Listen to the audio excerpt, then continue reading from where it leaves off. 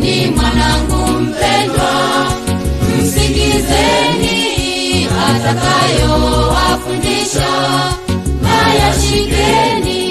Huyu ni mwanangu mpendwa, msikizeni atakayowafundisha, na yashikeni.